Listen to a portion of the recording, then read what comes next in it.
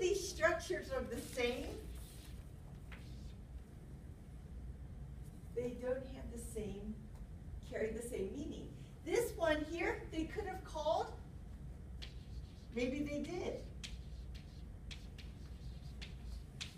I don't know. I have to check the answer machine. If I say, well, you could have called,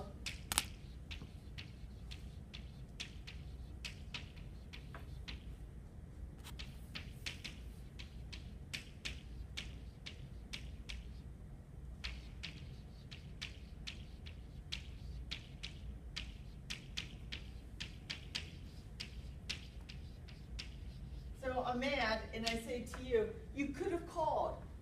You could have called.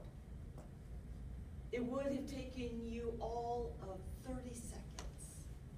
30 seconds of your time could save me 3 hours of waiting. You could have called. That means you didn't call. You didn't call. But again, think about this. I'm talking to the person. When I say you could have called, I'm not saying that I don't know if you called or not. I have to go check the answer machine. Wait here. I will see if you called. Maybe you called. Maybe you did. It's not like that. I wouldn't have that conversation with the person. If I didn't know if they called, I would simply say, did you call? Yeah. I don't need to check the answer machine. Just tell me, did you call? And then say, no, I didn't. Well, you know, that was inconsiderate. You could have called. You could have called and saved me a lot of waiting. You didn't call because you were busy, but 30 seconds of your time would have saved me 3 hours of waiting. You could have called. That would have been considerate. Now, the other one is this. When I say they're not here. Because when I say you, I'm looking at you. But when I say they're not here. So I say, they could have called. Hold on. Let's see. We'll check the answer machine. Ah, they did call. Great. They'll be here in a little bit. So you see how that is? You have to look at the situations to see. So these are opposite, and this is opposite of this. How about this one? I'll give you this one.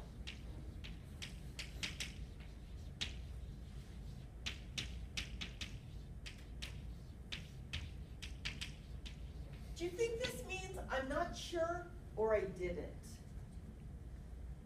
I could have married my first boyfriend.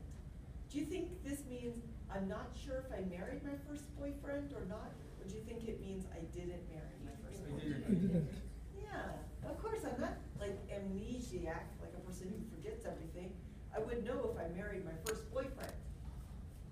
So this simply means, if I say I could have married, it means I had the opportunity. But it means I didn't. Okay? Which is here in the first sentences. Can I say? This one? Yeah. Can I say I couldn't have eaten? Yes, sure. What's the meaning here? It means you didn't have the ability. The same meaning. It was The same meaning, but the concept. too huge. It means here, I couldn't have eaten. Now, it doesn't mean that you did eat. It doesn't mean that you did eat. It means you didn't have the ability to put an entire pizza in your mouth, in your body. Different meaning. Yes. So this, I could have eaten, means I didn't eat. It just means that I had, I guess, the ability. I was that hungry. But when you say, I couldn't have eaten the entire pizza, we know you didn't eat it. Could you say that? I mean, could it ever be this? Maybe, okay, let's try this. It's a Friday night, you're drinking a lot of beer, and you think, Saturday morning, where's the pizza? I ordered a large pizza. Where's that large pizza? And then you say, oh my gosh. I couldn't have eaten it. I don't know. I'm surprised. Like, I'm not sure. And you're wondering, did I eat that whole pizza? That's terrible. But that's what that means. Could I have eaten that? Is it possible that someone my size could eat a whole pizza? I guess so, like that. So these are the things that there's a lot that you have to look at, okay? At the bottom here, the only one I think I will talk to you a little bit about is under expectation. This seems strange, I think, R2.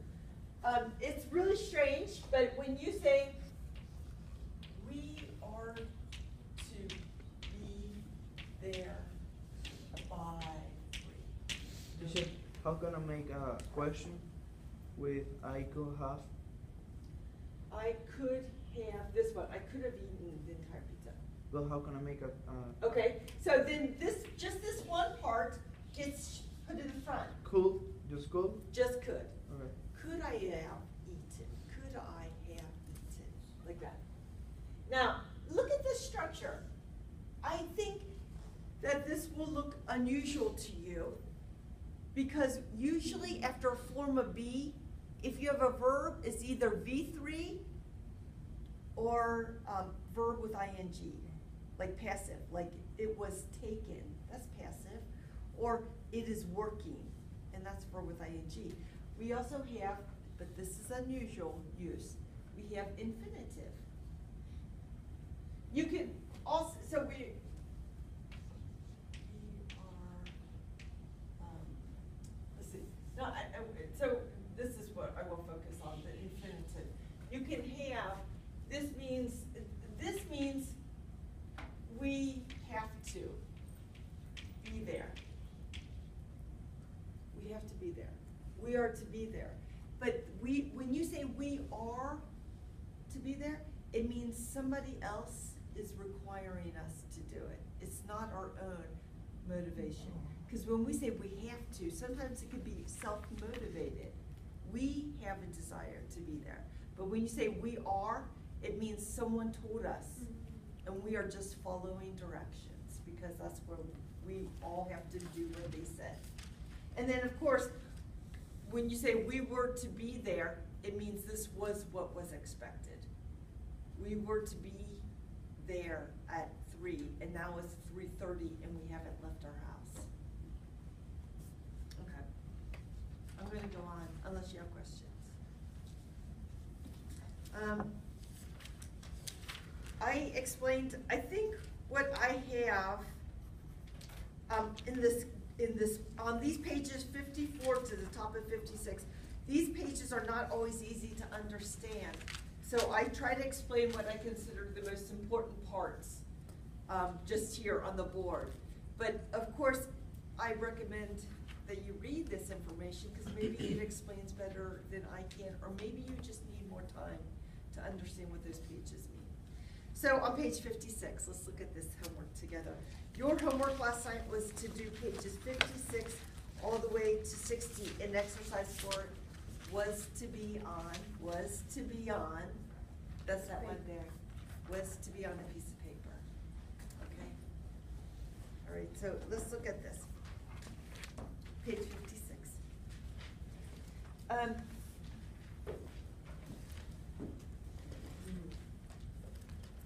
So we have this sentence, number 1. We knew that you're supposed to take off your shoes when you enter a Japanese home, so we did it. By the way, I didn't ask you to do the reading at the beginning, but that's what this one, it refers to this, which has a lot of good modals. But I didn't ask you to read it, but that's what it is. So it means this, Japanese people expect guests to remove their shoes. But it's not letter B, it doesn't matter. Doesn't matter means it's not necessary. You don't have to. Okay, let's look at number 2. Well, you should have wrapped the CD. You should have wrapped. B, that's right. Yeah. And number 3, you mustn't say anything about the gift. B. Is B also. Yeah. Number 4, or, see that beginning of or? It sounds like a suggestion, but alternative. Like you could have coffee or tea. sometimes they do that or means like you have a choice. So it says, or you could have taken some flowers. Is this A or B? A. This one is A. Choices. Yeah, it says, flowers are acceptable gift, but you didn't take any. You didn't take any, but it would have been good. It's not a mistake.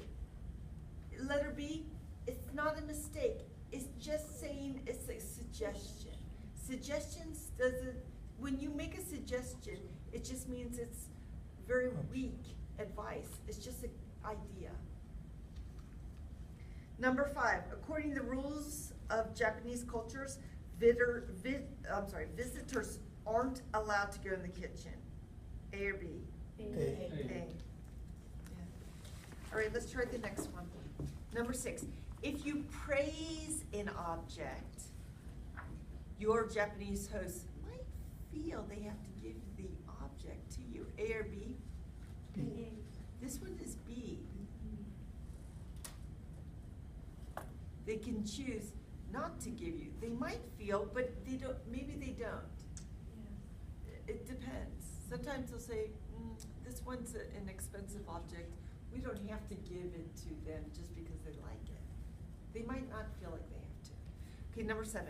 When a Japanese host invites you to have a drink at the end of the evening, you should decline gently. A or B? B. That's right. Number 8. Yes, you ought to do that.